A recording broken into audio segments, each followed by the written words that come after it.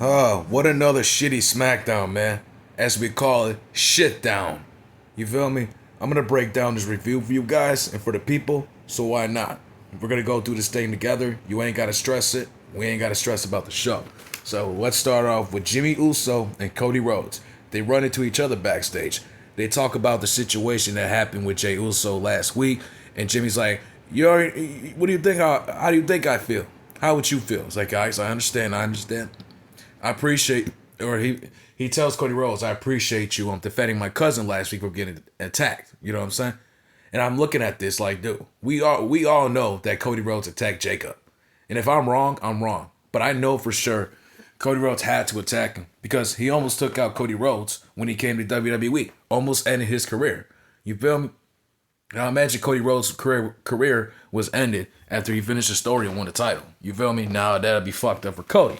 Now Cody will have to take out Jacob. So this is good storytelling. You feel me? So let's see what we do. You feel me? Cody Rhodes comes out and he starts speaking about Drew McIntyre's assault from last week. He says, should I apologize and this and that? Like, dude, shut the fuck up. I'm getting sick and tired of these Cody Rhodes promos. But at this point, bro, can somebody just take some duct tape and cover up his face? Like, at this point, I would just come out there and duct tape his face, his mouth closed, because this dude has nothing to say.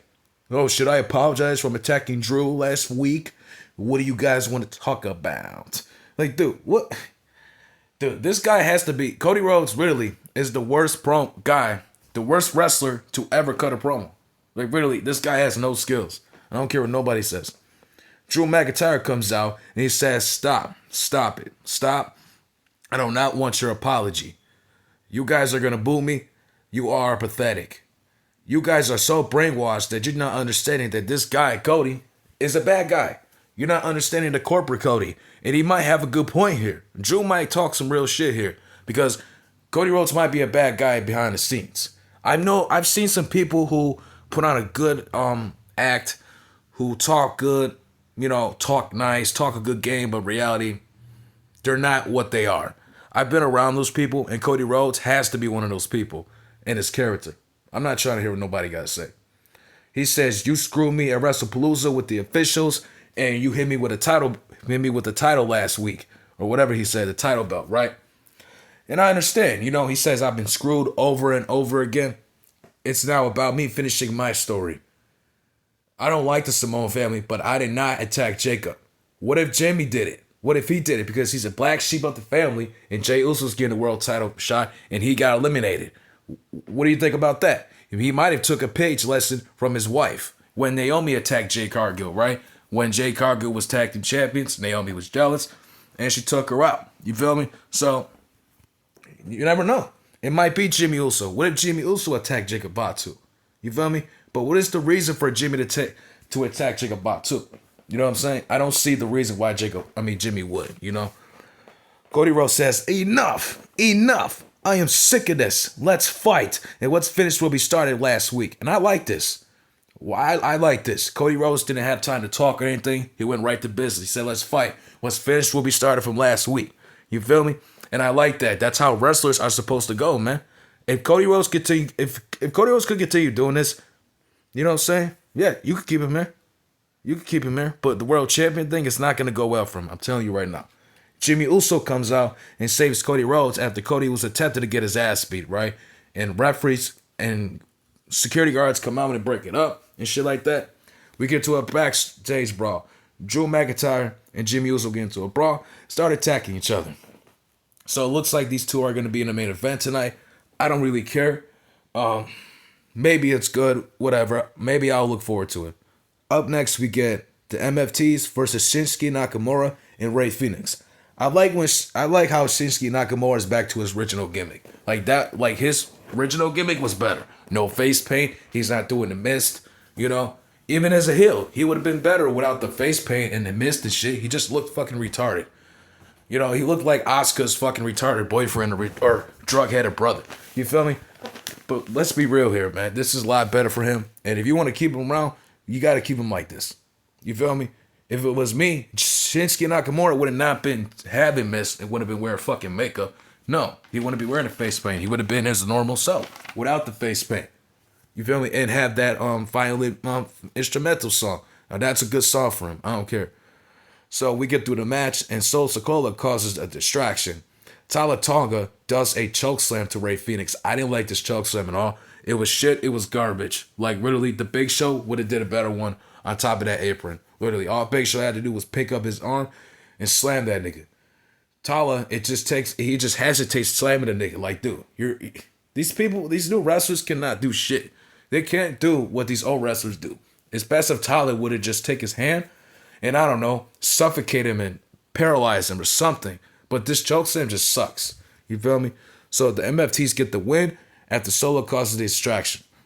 Up next, Ilya Dragunov comes out and he starts crying and getting teared up and saying, I miss you all. I had all my ups and downs this year. I never give up. And I stand here today as your U.S. champion. I have a couple questions here for this little choice that Triple H made. Why the fuck are you going to give the U.S. title to somebody who's been in rehab for all year? Why are you going to give the title to somebody who's been in rehab for the whole year? You could have easily put this title on The Miz or Carmelo Hayes. Like, really, those two options, in my opinion, would have been better. Hey, you could even put the title on Aleister Black. Maybe Damian Priest and Aleister Black could have a U.S. title match, and Damian Priest could become a third-time U.S. champion, if that's even correct. You feel me? But no, you're just going to put it on Ilya Dragunov on a fucking jobber. This guy sucks. I have no interest in Ilya Dragunov. This guy has to be one of the worst wrestlers ever. Up there with Gunther and Ludwig Kaiser. I don't care what nobody said, bro. Like, really, I hope one of these days, I don't even care if Sami Zayn takes the title back, because Ilya Dragunov is one of the worst decisions of 2025 as U.S. champion. Up next, we get a match with him and Aleister Black. Aleister Black answers the open challenge. Selena makes Ilya fall, grabs his leg, and he falls. She gets caught by a referee. She starts throwing a fit, and Damian Priest comes out, and Selena goes and starts staring at Damian Priest like she's seen a ghost, a dead man walking, right? So he comes out with the shades, and he has a little scar on his eye. It doesn't even look that bad, you know? I mean, I wouldn't mind if he comes out there without the shades. It's really not that bad. You feel me? Like, remember the one time where, Randy Orton got hit? Like, that was worse. Like, then you will have to wear the mask. Like, you imagine Damian Priest had to wear a mask. It looks so retarded, but hey, man, if it was looking crazy like when Randy Orton got burned, he'll have to wear one. And that shit right there is really painful. I don't want to go through that or even feel it. Really. I burned my fingers so many times, my hands so many times on the burners. I couldn't even imagine what the face would feel like if you got burned by fire. I can't even imagine that. So, Damian Priest, his situation's not bad. You know what I'm saying? I just feel like he's better without the shades. It's not that bad. So, why the fuck are they continuing this feud? You know what I'm saying? He comes out there and starts attacking Aleister Black. Selena grabs him on his fucking back and grabs his eye. And they start running out like a bunch of cowards, right? Like, really, this feud needs to be over with at this point. At this point, I would just have Damian Priest get the win and just move on. What? They're going to have a match next week on Saturday? No. I mean, SmackDown? No. Just make it for Saturday night main event. You feel me? Oh, well, what about Survivor Series, man? Fuck Survivor Series, okay? This feud is nonsense and garbage. Okay, I'm getting sick of this feud. I don't even want to see it ever again. Up next, we have Timothy Stratton versus Kiana James. This is probably Kiana James' first match in WWE, if I'm correct. She's really shit. I don't even care. This match was sucked. So Tiffany Stratton hits the pretty movesaw and gets the win. Julia comes in and starts attacking Tiffany, and Jade Cargill makes her return. She comes out and attacks Tiffany and the jobbers. And it looks like Jade Cargill is turning heel because she just beats the shit out of Tiffany Stratton, right? Last time we saw her, a month ago, she got busted up by Nia Jax, right? She came back with a new attitude, and she's beating the shit out of Tiffany. And where the hell's Nia Jax? So it looks like next week, here, I would have had Jay call out Nia Jax. And you know, with Triple H, he's gonna bury her ass anyways. You feel me? So with this whole new Jade's thing, and her chasing the title, it probably won't happen. All just for her to get buried by Triple H, sadly. Like, really, he's not understanding this could be a good opportunity for a future world champion. You feel me? Like, really, her calling out Nia Jax would have made a lot of things spicy. I would have had her just say, yo, well, Jay Cargill would say this if I would write the script. Nia Jax, you bring your fat ass out to the ring. You get off that toilet, wipe your ass clean, and come down to this ring. I'm gonna send your ass back to your country. Oh, I forgot. Samoans, they lost their countries. So bring your fat ass out to this ring. And Nia Jax comes out there. And yeah, we get to the fighting.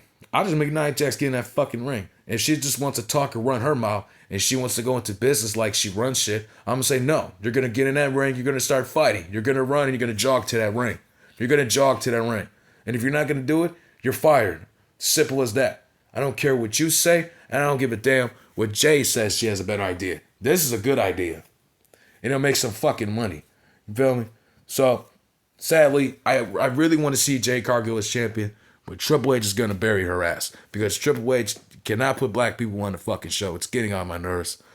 We get an interview with Carmelo Hayes. He says that I'm not going to roast The Miz. I'm not going to get down on him. He taught me so much. What has he taught you?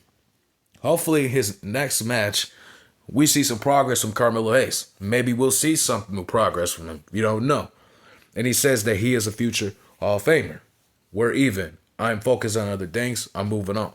Kid Wilson interrupts him and says, it's always about him. It's always about you. You're always taking poison, just like the younger generation. Which is the point. The younger generation doesn't think, right? They always think for themselves and thinks about some dumb shit.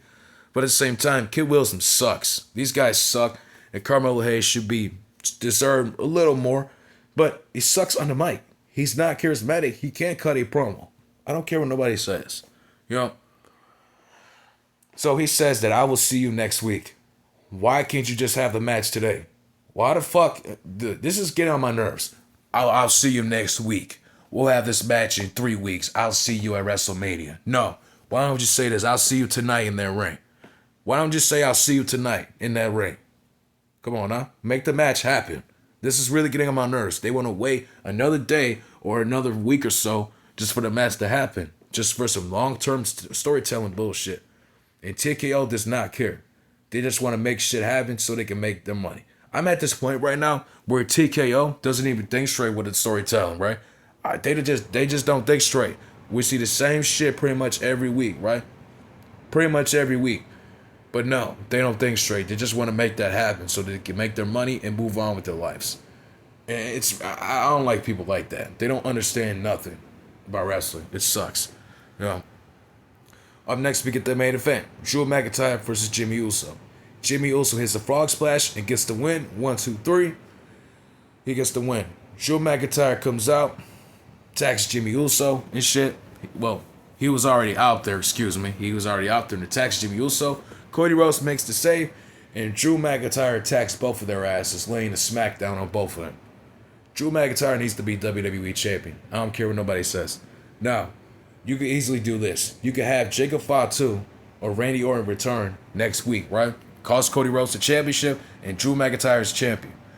We make it like a 5-man, 10-man battle royal, or tournament or something to determine a number one contender for Drew McIntyre, right? If Randy Orton returns, we can have Randy versus Cody at Survivor Series.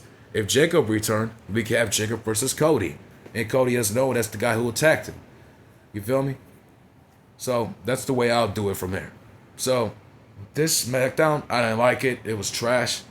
And this is it. I don't like SmackDown. It sucks.